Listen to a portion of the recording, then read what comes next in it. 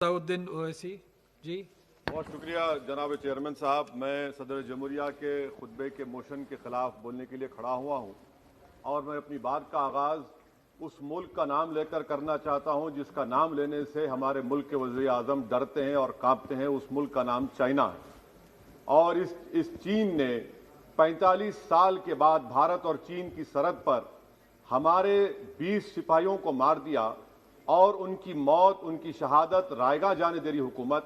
जिस मुकाम पर इनको मारा गया था उस मुकाम पर आज भारत की फौज PP4 PP8 तक हम पेट्रोलिंग नहीं कर सकते। आज अरुणाचल प्रदेश में चीन, भारत के LAC में चीन ने गांव को बसा दिया। ये सरकार चीन से लफ्जी तौर पर इस बात का एहतजाज करने की ताकत नहीं रख सकती कि आपने भारत के LAC के अंदर एक गांव को बना दिया। नकुला सिकम में चीन घुस रहा है। आखिर क्या डर है उस हुकूमत को और खास तौर से वजीर आजम को कि वो चीन का नाम लेने से डरते हैं? भाई, मुल्क की सालिमियत का मसला है। मुल्क की जमीन पर चीन कब्जा करते जा रहा है और भारत के वजीर आजम चीन का नाम नहीं लेते। मैं उम्मीद करता हूं कि जब वजीर आजम अपना रिप्लाई देंगे तो वो हिम्मत दिखाएंगे और चीन का नाम लेकर कहेंगे कि चीन यहां पर इन जगहों पर घुसा हुआ है। सर, चीन आज भी अपना इंफ्रास्ट्रक्चर बढ़ा रहा है, वहां पर फौज को बढ़ा रहा है। मैं सरकार से जानना चाहता हूं कि जब बर्फ पिघल जाएगी दोबारा चीन हमला करेगा भारत की फौज पर, तो आप इसके लिए क्या तैयारी कर रहे हैं? और सर, मैं ये तकरीर इसलिए भी कर रहा हूं क्योंकि मैं एक आंदोलन जीवी हूं। मैं एक आंदोलन जीवी हूं, मुझे उसका फख्र है, इसलिए मैं खुल के बोल रहा हूं। अल्फाज छाप कर, किसी से डर कर बोलना मेरी फितरत में नहीं है। अफसोस तो इस बात का होता है सर कि जिस जगह पर हमको इंफ्रास्ट्रक्चर बनाना था हमने टिकरी पर बना दिया। जिस जगह पर हमको वो इंफ्रास्ट्रक्चर बनाना था हमने सिंगूर में बना दिया। जो इंफ्रास्ट्रक्चर की जरूरत थी हमने गाजीपुर पर बना दिया, अरुणाचल प्रदेश में नहीं बनाया। आखिर हो क्या रहा है? क्या किसान से जो बर्ताव किया जा रहा है वो ऐसा लग रहा है कि वो चीन की फौज बनी हुई है और जो चीन की फौज से बर्ताव किया जाना था आप किसानों से कर रहे हैं। तो मैं इस हुकूमत से जानना चाहता हूं कि इंफ्रास्ट्रक्चर और ये किसानों से क्यों जुल्म किया जा रहा है? सर, यहां पर ये तीनों कानून को लेना पड़ेगा वापिस, आपको आपकी अना को थोड़ा मिटाना पड़ेगा और तीनों कानून को वापस लेना पड़ेगा। सर, यहां पर मेरे को साहिर लुधियानवी का एक शेर याद आ रहा है। मैं साहिर लुधियानवी के साथ माजरत के साथ उस शेर में तरमीम करके कहना चाहूंगा कि जो मौजूदा हालात पर के साहिर लुधियानवी का शेर को थोड़ा तब्दील करके कि चीन पर करम, किसानों पर सितम, रहने दे थोड़ा सा भरम, ऐ जाने वफा ये जुल्म ना कर। ये साहिर लुधियानवी ने कहा था। हाँ, आपसे पूछ के करेंगे क्या? आप तो टुट्टे शायर हैं, ना शायरी आती आपको, ना जौक है, ना कुछ है, बोले जाते हैं क्या क्या बोलते हैं आपको ही मालूम। बहरहाल सर, ये जो किसानों का कानून है इसमें क्या काला है? काला इसमें यह है कि इस हाउस को एग्रीकल्चर स्टेट सब्जेक्ट है और वो कहां लिखा है संविधान में? एंट्री 14, एंट्री 28, शेड्यूल 7 में। और ये फेडरलिज्म के खिलाफ है। केशवानंदा भारती खास तौर पर कहता है कि फेडरलिज्म बेसिक स्ट्रक्चर है। तो ये सबसे बड़ा काला है। और सर, ये पूरा किसानों के इरिटेशन से क्या बात मालूम हुई कि सरकार को इस लोकसभा की अजमत, इसकी खूबसूरती की कोई इनके पास हैसियत नहीं है। सरकार इस ऐवान से डरती नहीं है। सरकार किससे डरती है? जब लोग रोड पर निकल कर आते हैं तो मोदी जी की नींद हराम हो जाती है। तो वही आप पैगाम दे रहे हैं कि लोग रोड पर निकले तो सरकार कहती है कि हम 1.5 साल तक कानून को मुलतवी कर देंगे। अरे आप कैसा बोलते? क्या इस ऐवान की तौहीन नहीं है? क्या आप यहां पर कानून अपनी ताकत की बुनियाद पर बनाते हैं और इस लोकसभा की अजमत को निस्तनाबूद कर देते हैं? तो ये बात आपने पैगाम दी कि जब लोग रोड पर निकल कर आते आप डरते हैं। आप बनाओ CAA के रूल्स, इंशाअल्लाह हम दोबारा रोड पे निकलेंगे, पूरे भारत में उसके खिलाफ एहतजाज होगा। सर, तीसरी बात, सबका साथ, सबका विकास, सबका विश्वास, ये भी झूठ है। क्यों झूठ है? बाबरी मस्जिद के डेमोलिशन का केस आता है, जजमेंट आता है और केस में कहा जाता है कि किसी ने नहीं तोड़ा। अगर सरकार उस जजमेंट के खिलाफ अपील क्यों नहीं करती?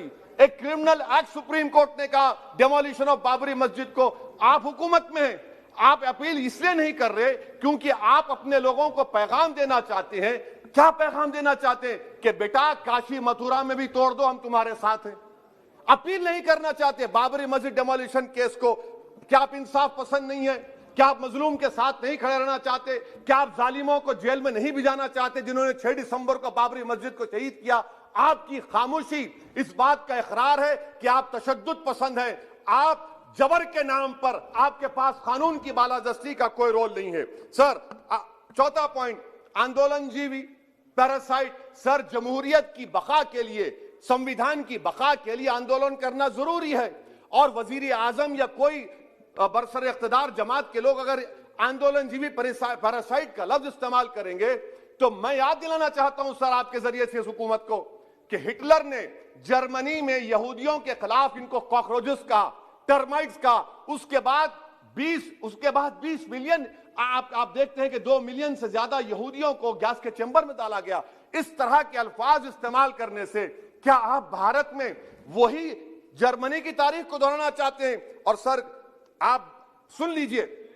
जी सर, थोड़ा बहुत क्या सर बोलते समय में। हाँ सर, जी सर, आप आगे ना सर, आप प्रोटेक्शन है मुझे, अब तो कोई फिक्र की बात नहीं, और खुल के बोल सकते सर। आप आ गए सर, स्पीकर आ गए सर, अब तो क्या है सर, आप हमारे लिए हैं। सर, यहां पर आंदोलनजीवी आंदोलन नहीं करना। अरे किसी शायर ने अच्छा कहा था कि जिसमें ना हो इनकलाब, मौत है वो जिंदगी, रूह है वम की हयात, कश्मकश है इनकलाब। सर, अब फॉरेन पॉलिसी पे आ जाइए। किसी इना मीना डीका ने ट्वीट किया, आपने परेशान हो गए। इना मीना डीका ने ट्वीट किया, आप खड़े हो गए। अरे कौन सी फॉरेन पॉलिसी है आपकी? भारत के अतराफ में जितने पड़ोसी हैं, चीन हमला किया, कौन सा एक पड़ोसी है जो चीन के खिलाफ बोलता है? बताइए। कोई नहीं बोलता, मुंह नहीं खोलता। श्रीलंका में आप पोर्ट बना रहे हैं, किसके साथ? जापान के साथ।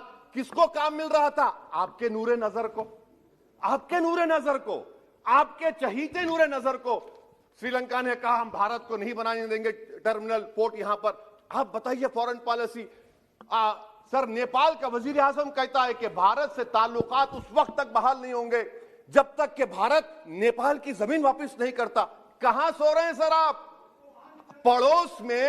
पड़ोस में कोई हमारा दोस्त नहीं है। चीन बांग्लादेश से कोविड की बात करता है, अफगानिस्तान से अमेरिका छोड़कर जा रहा है। क्या आपके पास कोई पॉलिसी है गनी हुकूमत को सपोर्ट करने की? आपके पास कोई पॉलिसी नहीं है। अच्छा सर, एफडीआई का मतलब अब समझाता हूं मैं।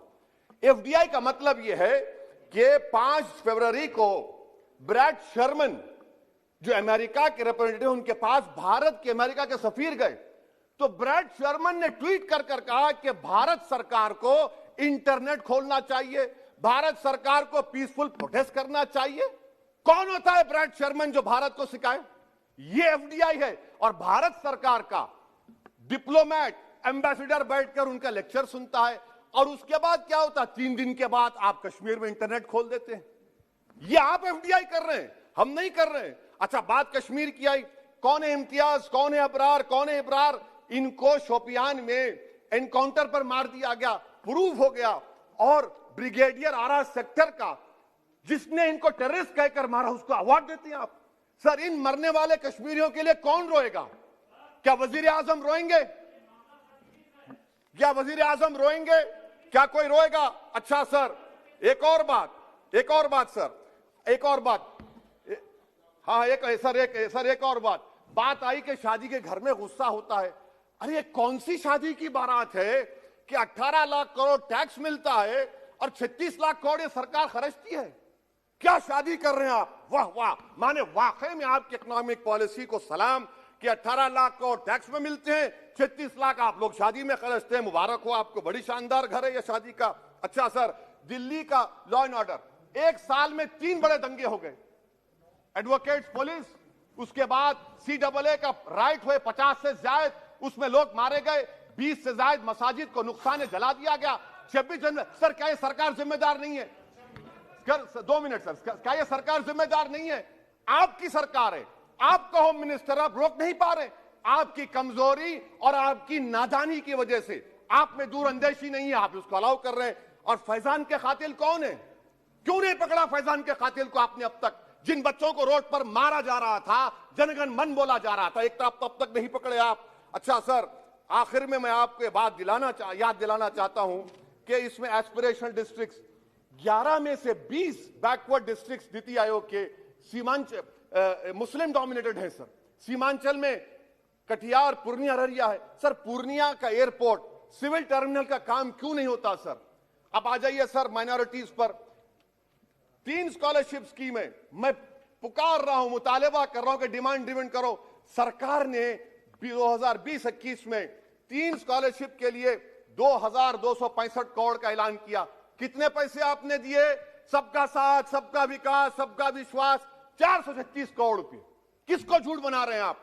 पढ़िए आप लोग। अच्छा सर, उसके बाद आप देखिए कि कितने लोगों को कितने माइनॉरिटी स्कॉलरशिप नहीं मिली।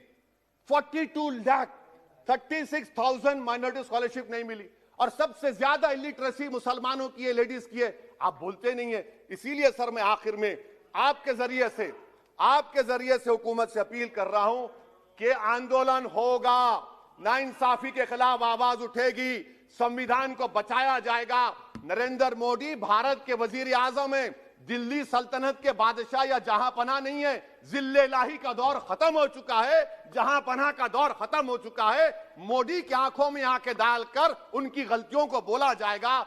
इसलिए शायर ने कहा था कि जो चुप रहेगी ज़बान खंजर, लहू पुकारेगा आस्ती का। बहुत बहुत शुक्रिया सर। श्री